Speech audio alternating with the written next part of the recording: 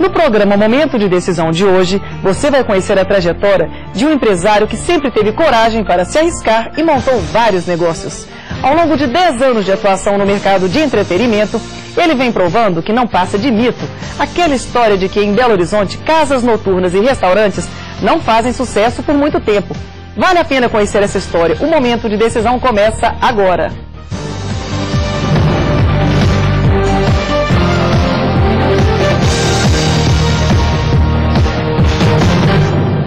Ele começou a carreira aos 18 anos trabalhando no mercado financeiro. Depois viveu outras experiências profissionais, inclusive nas empresas do pai e do irmão. Após terminar os cursos de administração de empresas e direito, ele decidiu se tornar empresário. Hoje é sócio de 7 negócios. Está conosco o empresário Rodrigo Ferraz, fundador da choperia Albanos. Rodrigo, é um prazer tê-lo aqui no Momento de Decisão. Prazer é meu, Liliane. É uma honra estar aqui com grandes empresários que passaram por essa cadeira e você entrevistando. Ah, que coisa boa. Conta para os nossos telespectadores, quando é que você descobriu que teve vocação para ser administrador de empresas? Bom, a minha carreira começou cedo. Logo que eu saí do colégio, prestei vestibular para administração e sempre, desde os 15, 16 anos, eu sempre falava com meu pai, queria abrir um negócio, ele sempre falando, vai chegar a sua hora. E aí, logo quando eu passei no vestibular, surgiu a oportunidade de trabalhar no mercado financeiro, na Bolsa de Valores. E aí eu comecei a minha carreira como auxiliar de operador de pregão. Naquela época o mercado não era tão, vamos dizer assim, organizado igual hoje, era ainda no Viva Voz, não tinha pregão eletrônico. E aí rapidamente eu tive uma carreira de sucesso. Eu fui muito bem nesse momento da minha vida. E aí começou, eu já tinha essa vontade, foi dando certo. E aí, você não quis ficar nesse setor financeiro, você quis mudar? Aconteceu o seguinte, eu era muito jovem na época, estava com 18 anos. E o mercado de valores nessa época, ele não tinha uma estrutura tão forte igual hoje. Certo. Então as regras que você tem hoje do pregão eletrônico, da identificação dos compradores e por aí vai, você tem uma segurança maior. E aí resolvi parar um pouco porque tinha a oportunidade de eu estar trabalhando com meu pai. E minha família sempre mexeu com cartório. Certo. Então eu falei assim, já que eu tenho um negócio aqui, é uma oportunidade, está na minha mão, eu vou fazer uma experiência para ver o que... Aí você começou então a trabalhar com seu pai? Exatamente. Aí eu fui para o cartório, comecei a trabalhar com ele, passei um tempo, mas eu vi que ali realmente eu não era muito repetitivo, burocrático, eu falei assim, isso não é comigo. Aí eu voltei para o mercado de valores, trabalhando com o Zé Félix Machado. Certo. E fiquei mais um tempo. E ele me falou uma coisa que me marcou muito na época. Ele falou assim, você é o melhor empregado que alguém pode ter. Aí eu olhei para ele assim, mas por quê? Porque você preocupa mais do que o dono. Então, realmente, eu me envolvia no negócio, eu preocupava, eu pesquisava, eu procurava dar um retorno para os clientes, eu fazia um acompanhamento. Aí você pensou, então eu tenho que ter meu próprio negócio. Aí começou a história aí. Aí, várias operações. Eu não tinha uma estrutura emocional ainda para suportar tamanha pressão, tamanha cobrança e tamanha responsabilidade. Porque eu me preocupava muito e começou, vamos dizer assim, a afetar minha saúde. Entendi. Eu perdia noites de sono, preocupado com a operação, preocupado com a rentabilidade da carteira. E aí foi começando a afetar a saúde, eu falei assim, não vai dar para mim esse tipo de mercado. E aí que eu resolvi ter a opção de parar, virar somente um investidor e não trabalhar com a carteira de clientes. E aí fiquei mais um tempo e aí tive a oportunidade de vir trabalhar com a minha família, com meu irmão, novamente. Mas não era no cartório, era na transportadora. E eu fui ajudá-lo, tive também uma carreira muito boa. Ele tinha um número de caminhões, a gente conseguiu quase dobrar, o faturamento da transportadora triplicou. Certo. E foi uma coisa de muita satisfação. Mas também aconteceu que eu vi que vários dos problemas, vamos dizer assim, profissionais, quer queira, quer não, eram transferidos para o ambiente familiar. Entendi. Então houve essa transferência e a gente resolveu dar um tempo.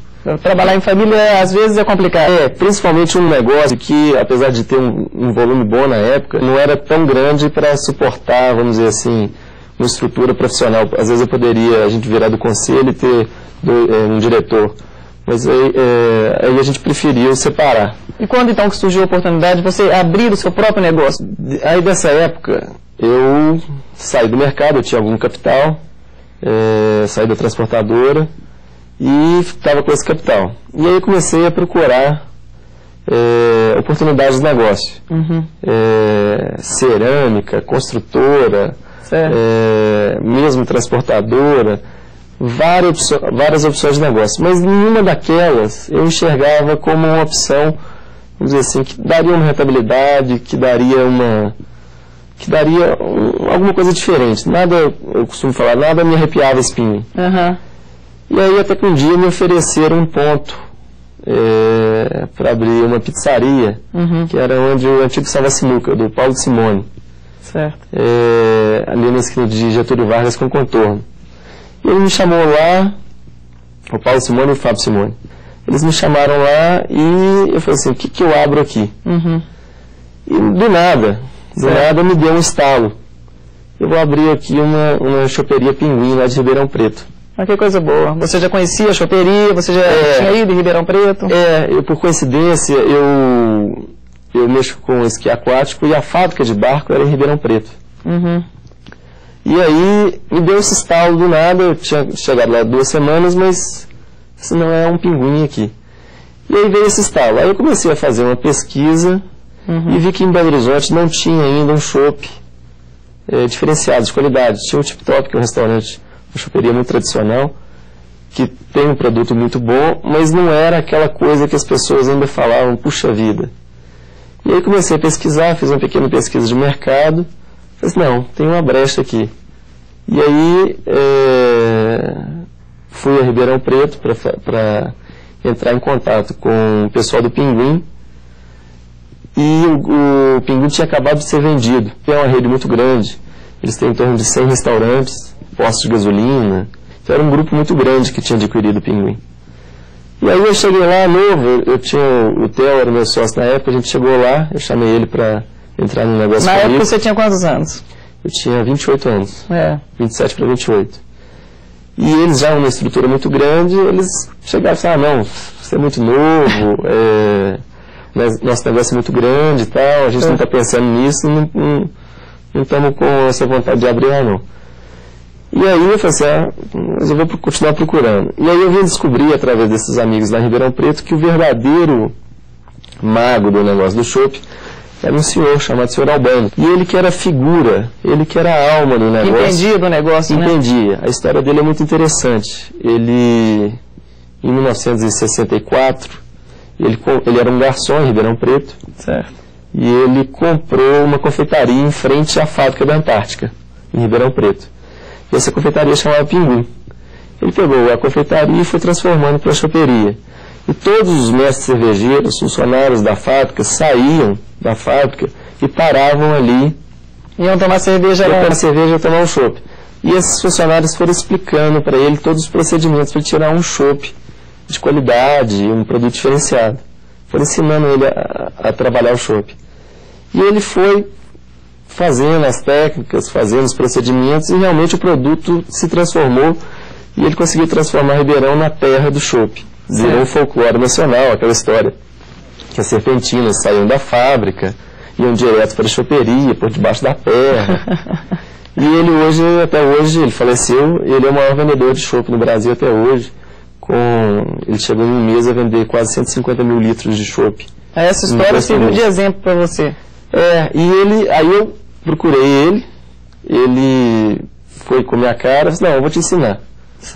E aí ele ensinou para mim e para o Theo realmente tirar todos os procedimentos, fazer todos os procedimentos referente ao chopp. Então trouxeram esse know-how para Belo Horizonte. Ele mandou o neto dele, a gente mudou para Ribeirão Preto durante um tempo, construindo uma chopeira segundo todas as especificações que ele fez. São 32 procedimentos que tem referente ao chopp. Ficamos lá, moramos. Foi uma coisa muito, vamos dizer assim, um envolvimento muito grande.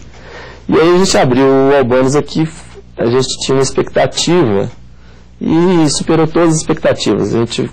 Até hoje o recorde de venda de chopp em Minas Gerais é nosso. A maior venda per capita de chopp do Brasil. Numa casa a gente tem 200 lugares, a gente vendeu 36 mil litros de chopp. Você tinha casas, por exemplo, de 1.000 lugares que vendiam 30 mil litros, por exemplo. Então mas uma casa, um aproveitamento muito bom, muito bom, era impressionante. Várias vezes que eu abri a casa, o tanto de gente que estava do lado de fora, esperando para abrir, lotava a casa. E como é que você fez para treinar o funcionário, treinar o atendimento, um garçom para atender bem um cliente? Como é que você faz isso? Eu propus, bom, em vez da gente tratar isso aqui como um boteco, vamos tratar como uma empresa. Certo. E já existia, naquela época, toda essa história que tem em Belo Horizonte, que é o local que mais abre e fecha restaurantes, bares e boates. É verdade. Então eu falei assim, não, nós vamos fazer um negócio que vai durar ao longo do tempo, não vai ser apenas uma moda, isso vai virar um negócio. E tratamos como uma empresa. Então começamos a fazer um sistema de treinamento de garçons, treinamento de cozinha, recursos humanos, marketing. A nossa rentabilidade diminuiu muito, mas eu consegui fazer com que a empresa se perpetuasse e está aí até hoje. E foi uma coisa assim meio inédita na época, porque eram atitudes meio ousadas. Por exemplo, eu fazia um sistema de treinamento de garçom, que eu pegava um carro, alugava para eles iam para o Rio de Janeiro, eles iam assim no melhor lugar onde eles eram atendidos e no pior lugar. Então eles tinham a sensação de como é que é, né? O que era ser bem atendido do que ser mal atendido. E a gente não fazia isso aqui em Belo Horizonte para não criar nenhum rancor no mercado, um lugar que é mal atendido. A gente transferia isso para o Rio de Janeiro, então para São Paulo. E aí começou, assim, tinha uma viagem por mês, mais ou menos. E aí, como os garçons eram muito conhecidos, porque tinha muita gente que ia na choperia e vai até hoje, eles eram reconhecidos na estrada, quando eles paravam para abastecer. Os garçons do Albanos estão viajando. Eles são ricos, estão alugando carro. E qual foi o próximo negócio depois do Albanos? Na mesma época que estava começando a estourar o negócio das microcervejarias no Brasil. Certo. Já existia o Dado Beer e eu já tinha visitado. E aí, falei assim, não, então vamos montar a microcervejaria. A gente conseguiu achar uns parceiros austríacos que tinham um certo know-how. E a gente abriu a Krug Beer no Belvedere. E também foi um sucesso, né? Foi um sucesso, mas foi um investimento na hora errada. Porque na época os equipamentos não tinham equipamentos nacionais. Certo. Então você tinha um valor de investimento, tudo importado, um valor de investimento muito caro. E era em dólar na época. E houve a desvalorização do dólar e, vamos dizer assim, teve um impacto muito grande. A gente passou por um aperto, mas a gente conseguiu superar por determinação, por tudo. A gente conseguiu superar e conseguimos vencer essa barreira. Mas o mesmo equipamento que na época custava, por exemplo, 3 milhões de dólares, hoje custa 3 milhões de reais. Entendi. Então, foi um investimento muito ousado para a época, mas que nós conseguimos reverter a situação e deu certo. E aí depois você vendeu o Krug Beer ou o Krug Beer continua com vocês? Não, aí a gente teve esse momento de conseguir pagar os financiamentos todos, conseguimos, e aí chegou um ponto que a gente falou, nós temos uma produção e a gente a gente consegue diminuir o nosso custo fixo aumentando a produção, abrindo pontos menores.